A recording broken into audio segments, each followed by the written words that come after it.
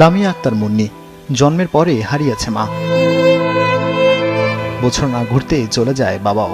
1 বছরে স্বজনদের বাসায়, তারপর ঠিকানা হয় স্যার সলিমুল্লাহ এতিমখানায়। বাবা পরে মারা গেছে, মা আগে মারা গেছে। খুব আদর করতো।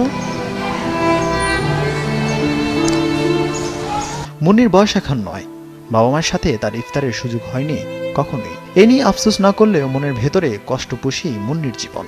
সবার গল্প একই রকম না হলেও এতিমখানার প্রত্যেকটা কক্ষে আছে এমন আরো গল্প। আমার বাবা মারা গেছে, আম্মু কাজ করে। কেমন মারা গেছে? স্ট্রোক করে। আমাদের তো বাড়িতে কেউ আত্মীয় নেই, তাহলে আমরা এটাই আপন মনে করে থাকি। 360 জন এতিম শিশুর জন্য এখানে ইফতারি তৈরি হয় জোহরের নামাজের পর থেকেই।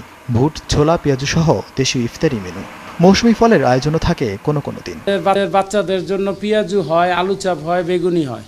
আরও আপনার বাইরে থেকে আসে, আপনার পেঁয়াজু আসে, বেগুনি আছে, সিঙ্গারা আসে।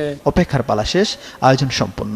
লাইনে বসে ইফতার নেওয়ার অপেক্ষায় বিভিন্ন অঞ্চল থেকে নানা ঘাত প্রতিঘাত পেরিয়ে আসা এসব শিশু। ইফতারের এই সময় প্রায় সব পরিবারে শিশুদের সামনে থাকে হরেক রকমের খাবার, কিন্তু এসব শিশুদের কপালে তা জোটে না। নিয়তির এমন পরিহাস মেনে নিচ্ছেন তারা।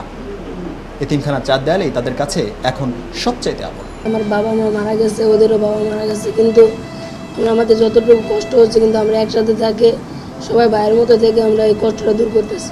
মা বাবার সাথে যেটুকুই পারতাম করতাম, আর সেটা এখন আর পারি না, এই জন্য কষ্ট হয়। লেখাপড়া করতে চাই, বড় হলে আম্মুর ভাত কাপড় দিতে চাই।